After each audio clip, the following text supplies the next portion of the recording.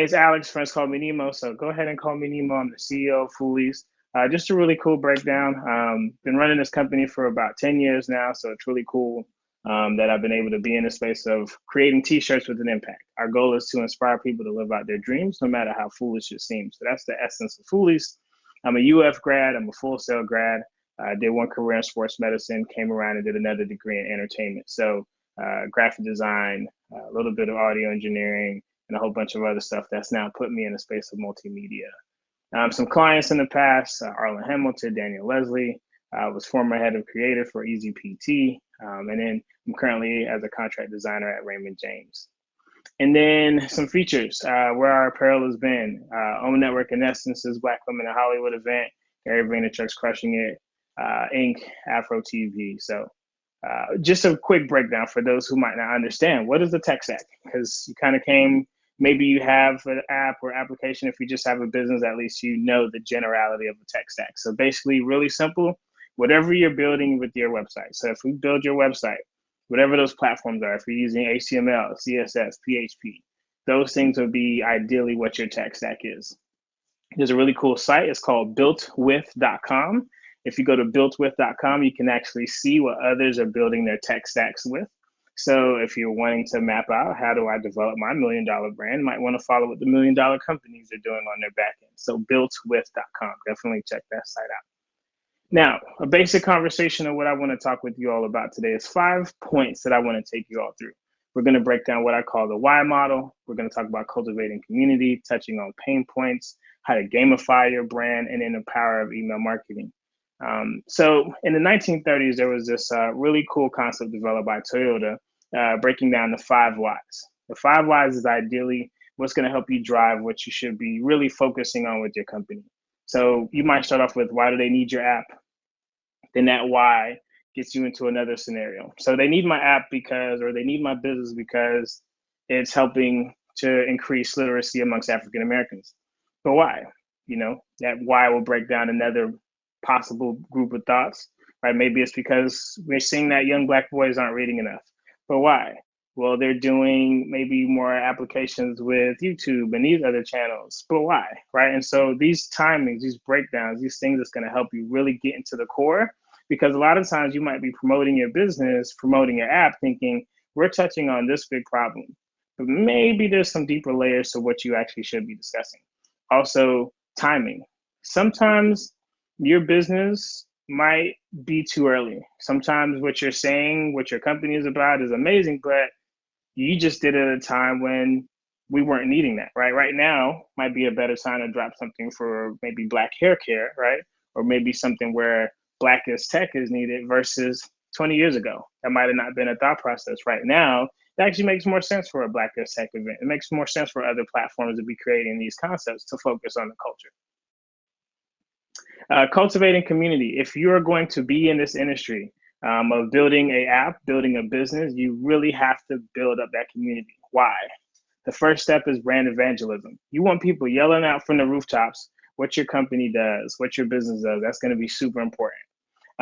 Those brand evangelists as well are going to be the ones who, so for me, I hate Game of Thrones, no shade. But I just don't care for it. Don't care about the dragons. Don't care about what they're doing. I don't care if it's the House of Dragons. It don't matter to me. But those brand evangelists, whenever I get on my platform and let people know, hey, I'm not a Game of Thrones guy, they start to go in ham. Oh, you don't watch it. Why don't you? You need to be checking this out. And why? They're evangelizing for this brand. And who knows? Maybe that may sway me to watch it one day. Maybe it won't. But they're the ones speaking up about what's going on with the show at any given time. But what does that lead to? Well, there's some loyalty there, right? They're defending a brand that they're not making money off of, but they're defending this brand, right? And to the company, HBO, they also probably provide feedback. Hey, the show is moving too slow. Hey, why aren't they adding these characters? Hey, we're not seeing this. Oh, you know what? I wish there was a Game of Thrones t-shirt that I could wear to go along with this industry or this TV show that I'm watching. So that loyalty and feedback is what starts to drive that community. That's really important. And then just a quick note, putting those communities in somewhere, right? So Facebook groups, WhatsApp, Telegram, if it's just a text thread, because they all have iPhones, right? Shout out to Team iPhones. this is where they can kind of give that community feel, right? They can connect, they can build, grow with each other, those kinds of things, and do it often. So where you can drive that energy is in those kind of groups and in those places. User generated content. There's a company called See Australia. They have no social media team, but they're this huge dynamic brand on Instagram. Well, if you follow their account, you'll probably ask yourself, well, how?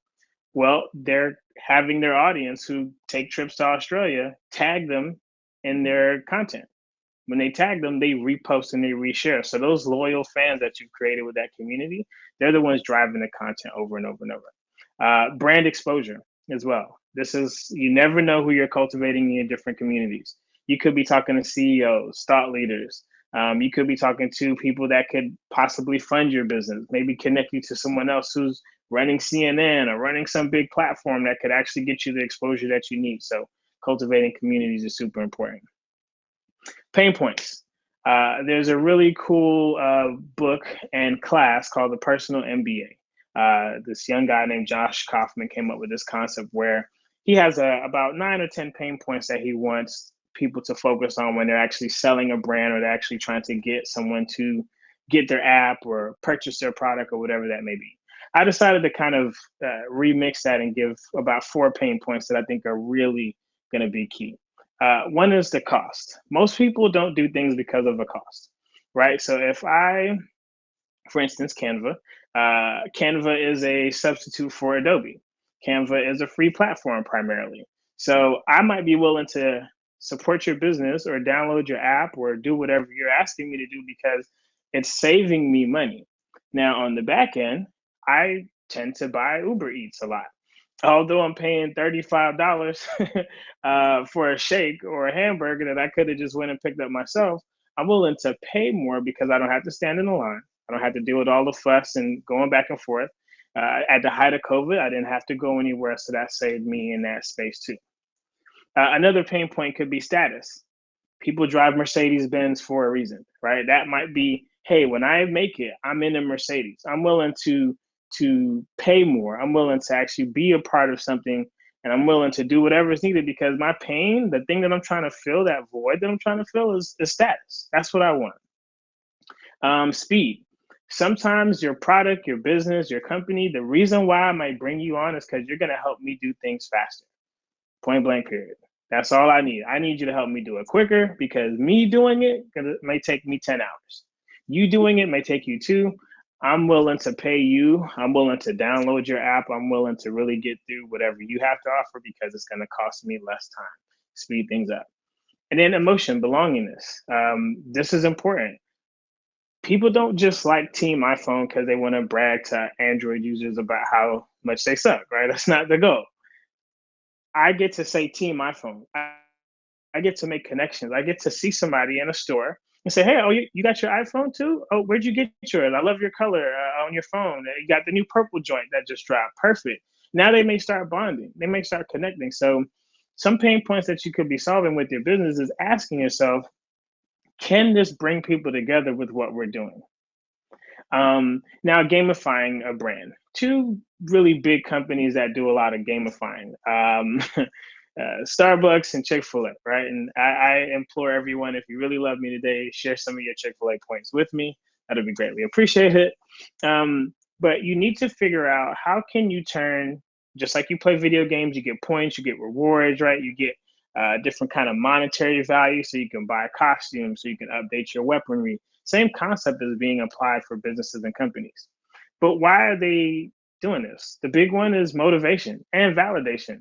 I get to say, I'm a Starbucks premium member, right? I get to say, I'm a platinum member. I'm gold. I'm this, I'm that. These things mean stuff to people, which makes them brag about your brand, which makes them tell their stories about your company. And even if you don't have a platform where I can do a gamifying process, what's really cool is that you can still have these things internally where maybe you're telling someone, customer wise, like, hey, you're my most frequented customer who comes to the store. You know what? This drink's on the house. I'm going to give you this extra feature, right? Because that gives them that motivation to keep coming back. And that's increasing engagement. They're telling their friends, they're coming back to the website, they're coming back to your store, they're coming back to your business. You want that. So gamifying, having points, having rewards, having, just specials that they can get because of the frequency, those things matter. You're getting real time feedback as well as you start to build this community, as you start to solve these pain points. When you get into the gamifying concept of things, people can start giving you, oh man, I wish I could have got this instead, or hey, I'm not seeing where I can do this now that I have this many points. It would be great if I was differentiated from someone who was silver as a platinum member now. Those things are important. And then back to community, right? With Chick-fil-A, you can share your points, right? Those are things that are really cool with their brand, with their company. Imagine if with your business, with your brand, someone could get a card from you because they purchased something, but it's like, hey, that's for your friend. So when your friend comes in here, they actually get the same deal that you got, right? Think about ways to gamify, just like as if you're playing a video game. How can I gamify my company, my brand, my business? Sometimes companies even do this stuff internally as well. And then email over everything.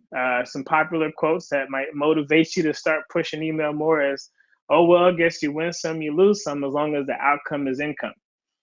Jamila kind of talked about this. Email is where it's at.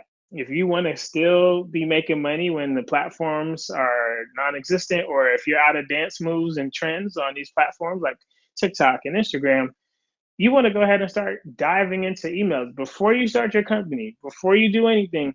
Start grabbing emails. And of course, Diddy said, can't stop, won't stop, right? You need to be making sure you put the effort into your email. You need to be able to tackle your customers on a different level. You need to be able to email them and say, hey, what if I got you all to be a part of a Zoom session with 5 or 6 of you? I'm going to give you a prototype of what I'm doing business wise, let you try out my product, try out the app, and you guys can give me real time feedback. We can make connections. I'll even give you a discount if you do this, or the first year for you will be free, or whatever that case may be. So these are some of the things that I think can help you grow as you're building beyond your technical kind of the tech stack, and as you go into the business principles of things. And plus, the goal here is money, growth, and customers. All of the advice I gave you today, which we can, talk about how you can get these slides by dropping an email and we'll connect. But all of the points I gave you today, we want you to get more money, more customers, and we want your business to grow.